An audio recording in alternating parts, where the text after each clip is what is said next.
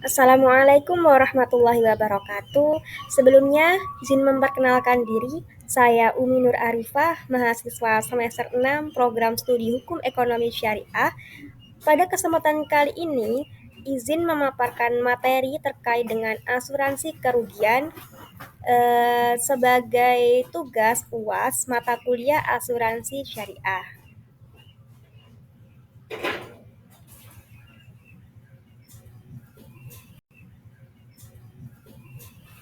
Terdapat beberapa pokok bahasan yang akan kita bahas. Yang pertama, konsep operasional asuransi kerugian. Yang kedua, prinsip-prinsip asuransi kerugian. Yang ketiga, mekanisme pengelolaan dana. Yang keempat, underwriting. Yang kelima, klaim. Yang keenam, reasuransi dan ritakaful. Yang ketujuh, kerangka teknik dan operasional general insurance. Dan yang kedelapan atau yang terakhir, mega risk dan simple risk.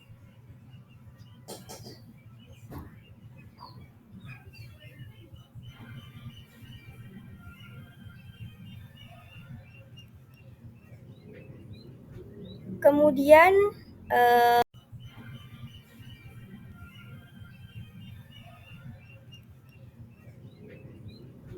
kemudian eh, terkait dengan konsep operasional asuransi kerugian.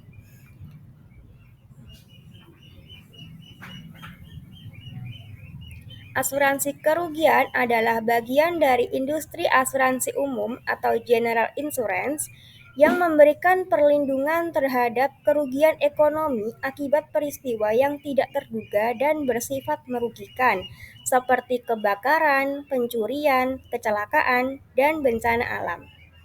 Tujuan utamanya adalah memberikan penggantian atas kerugian yang diderita tertanggung sesuai dengan ketentuan yang tertera dalam polis asuransi.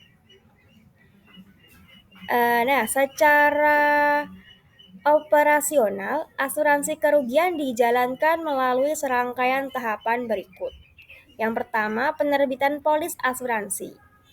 Setelah melalui proses penilaian risiko atau underwriting. Kemudian pengumpulan premi. Nah, dana yang dibayarkan tertanggung sebagai imbalan atas perlindungan yang diterima. Itu disebut premi. Kemudian pengelolaan dana premi.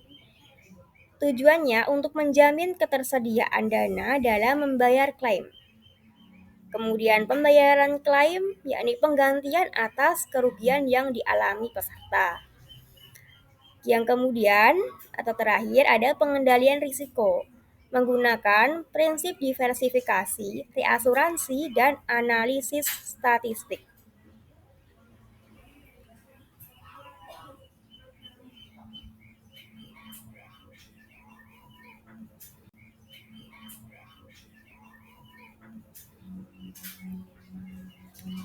Kemudian yang B, prinsip asuransi kerugian. Asuransi kerugian beroperasi berdasarkan prinsip-prinsip hukum dan manajemen risiko. Prinsip-prinsip dasar tersebut adalah yang pertama ada insurable interest atau kepentingan yang dapat diasuransikan. Nah, tertanggung harus memiliki hubungan hukum dengan objek yang diasuransikan. Misalnya, seseorang hanya dapat mengasuransikan mobil miliknya sendiri. Yang kedua, atmos good faith atau itikat baik.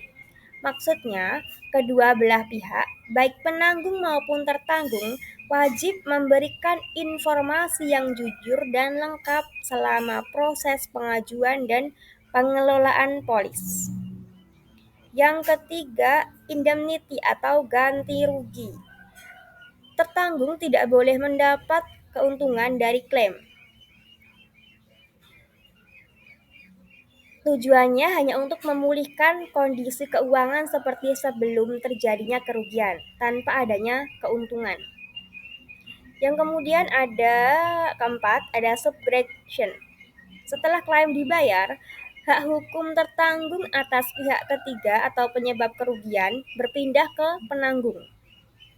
Yang kelima ada contribution. Jika terdapat polis ganda atau satu objek, maka semua perusahaan asuransi tersebut akan menanggung secara proporsional. Yang keenam, ada proximate cause atau sebab terdekat. Penilaian terhadap penyebab utama kerugian untuk menentukan apakah kerugian tersebut dijamin oleh polis atau tidak.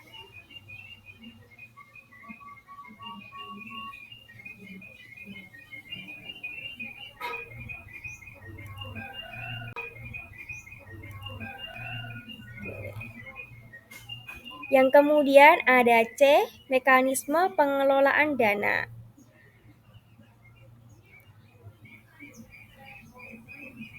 Nah, dana yang diterima dari premi asuransi dikelola oleh perusahaan asuransi melalui beberapa mekanisme utama. Yang pertama, ada cadangan teknis atau technical reserve. Dana disisihkan untuk menghadapi kewajiban klaim di masa depan, termasuk cadangan klaim atau claim reserve dan cadangan premi atau unearned premium reserve.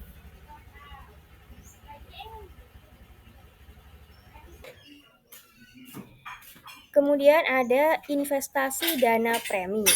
Dana yang belum digunakan dialokasikan dalam bentuk investasi seperti deposito berjangka, surat utang negara, atau obligasi korporasi. Ini harus mengacu pada prinsip kehati-hatian dan regulasi Otoritas Jasa Keuangan atau OJK. Kemudian terdapat manajemen risiko likuiditas. Perusahaan harus memastikan dana likuid tersedia kapan saja untuk membayar klaim besar secara mendadak. Yang terakhir, dana reasuransi. Nah, sebagian premi digunakan untuk membayar asuransi demi transfer risiko yang lebih besar. Oke.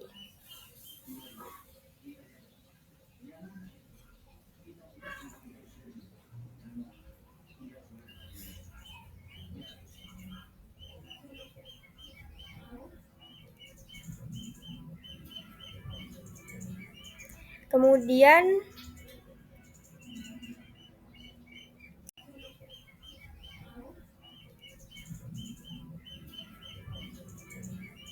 kemudian Kemudian D ada underwriting. Sebelumnya, underwriting itu adalah proses seleksi risiko oleh perusahaan asuransi untuk menentukan apakah suatu risiko layak untuk diasuransikan dan dengan premi berapa. Tujuannya adalah untuk yang pertama, menentukan kelayakan permohonan asuransi. Yang kedua, menetapkan premi sesuai profil risiko. Yang ketiga, menjaga portofolio risiko perusahaan agar tetap seimbang. Ada dua jenis underwriting. Yang pertama, manual underwriting, yakni berdasarkan penilaian manusia terhadap data. Atau yang kedua, automated underwriting, yakni menggunakan teknologi dan algoritma. Kemudian faktor-faktor yang dinilai dalam underwriting mencakup beberapa hal. Yang pertama, karakteristik objek, misalnya jenis kendaraannya apa, bangunan, lokasi geografis. Kemudian ada yang kedua, sejarah klaim, yang ketiga, perilaku tertanggung, yang keempat, lingkungan hukum dan sosial juga ikut menjadi faktor yang dinilai dalam underwriting.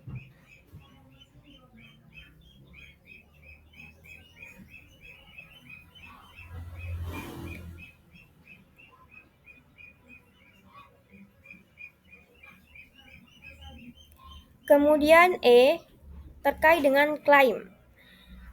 Proses klaim ini adalah langkah penting yang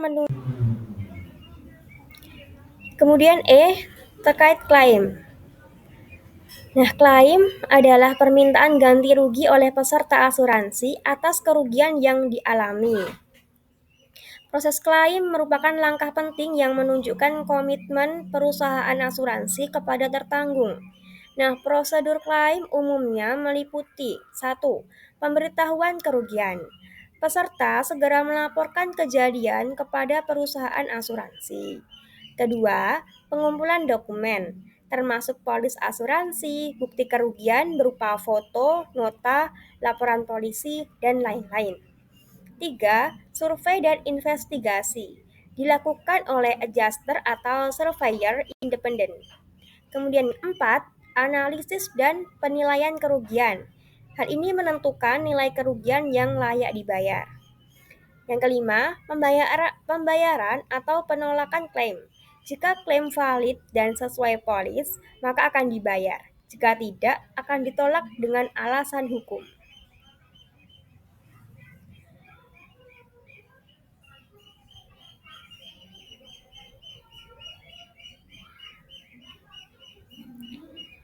Ya, kemudian F, reasuransi dan ritakaful. Saya jelaskan satu persatu terlebih dahulu. Untuk reasuransi merupakan mekanisme. Ya, kemudian F, reasuransi dan ritakaful. Saya jelaskan satu persatu terlebih dahulu. Untuk reasuransi merupakan mekanisme bagi perusahaan asuransi untuk mengalihkan sebagian risiko kepada perusahaan asuransi lain atau reasurator. Nah, ini berguna untuk menjaga stabilitas perusahaan saat menghadapi klaim besar. Tujuannya untuk: 1. Menjaga stabilitas keuangan. 2. Mengelola risiko besar. 3. Menjaga solvabilitas perusahaan asuransi. Nah, bentuk-bentuk reasuransi ini dapat berupa: yang pertama, proporsional, yakni risiko dan premi dibagi sesuai persentase. Atau yang kedua, non-proporsional, yakni reasurator hanya membayar jika kerugian melebihi batas tertentu. Kemudian ada ritakaful. Ritakaful adalah bentuk reasuransi dalam sistem syariah yang didasarkan pada prinsip tolong-menolong dan pengelolaan dana secara syariah. Jadi bedanya di sini kalau ritakaful itu dalam sistem syariahnya dan berdasarkan prinsip tolong-menolong sesuai syariah. Oke, dalam sistem ritakaful ini, perusahaan asuransi syariah bekerja sama dengan perusahaan ritakaful untuk membagi risiko berdasarkan prinsip tabaruk atau hibah dan wakalah bil ujroh atau agensi dengan imbalan.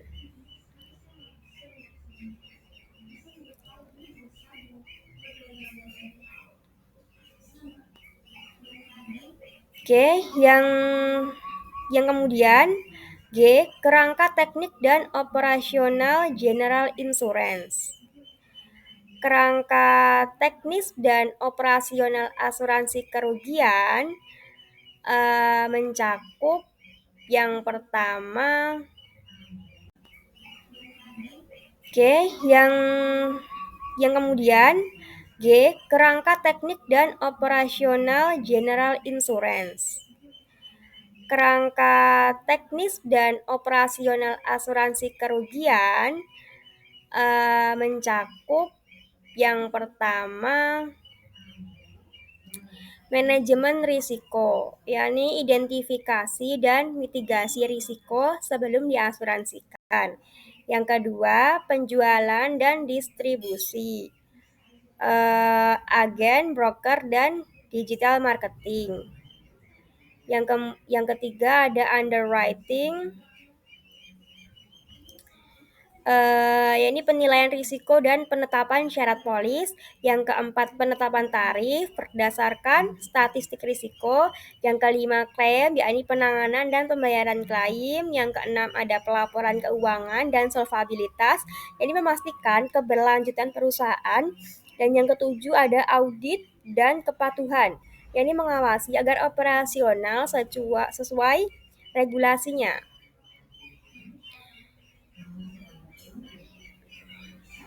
Kemudian secara umum, kerangka ini mencakup proses teknis dan manajerial, yakni sebagai berikut. A. Identifikasi risiko.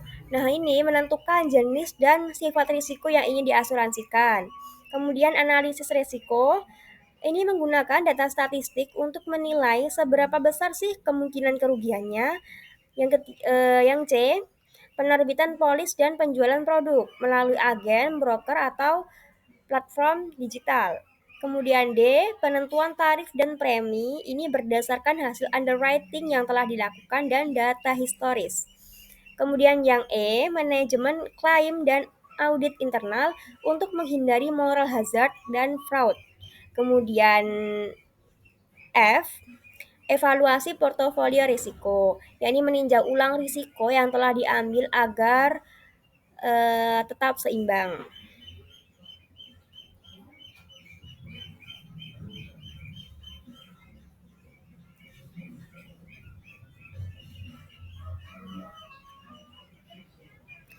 Kemudian H, terkait dengan mega risk dan simple risk. Oke,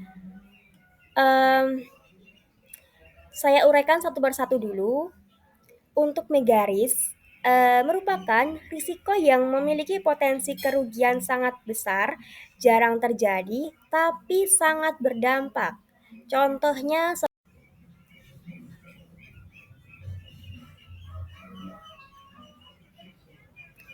kemudian H, terkait dengan mega risk dan simple risk. Oke, saya uraikan satu persatu dulu. Untuk mega risk, merupakan risiko yang memiliki potensi kerugian sangat besar, jarang terjadi, tapi sangat berdampak. Contohnya seperti gempa bumi, tsunami, kebakaran kilang minyak, kecelakaan pesawat, atau kapal besar. Kemudian penanganannya memerlukan satu, reasuransi skala global atau analisis risiko mendalam atau mitigasi multi level. Nah, yang kemudian simple risk. Simple risk merupakan risiko berskala kecil hingga menengah, lebih sering terjadi dan umum diasuransikan oleh masyarakat. Contohnya, asuransi kendaraan pribadi, asuransi rumah tinggal, atau asuransi kebakaran ruko kecil. Nah, perusahaan asuransi perlu menerapkan pendekatan berbeda untuk menangani mega risk dan simple risk, baik dalam hal penilaian risiko, reasuransi, dan penetapan premi. Kemudian perbedaan penanganan antara mega risk dan simple risk. Dalam aspek frekuensinya, mega risk sangat jarang, sedangkan simple risk cukup sering. Aspek skala kerugiannya, mega risk sangat besar, sedangkan simple risk kecil hingga menengah. Dalam aspek premi, mega risk mahal dan kompleks, sedangkan simple risk terjangkau. Kemudian aspek penanganan klaim, mega risk kompleks dan multi pihak, sedangkan simple risk sederhana dan cepat.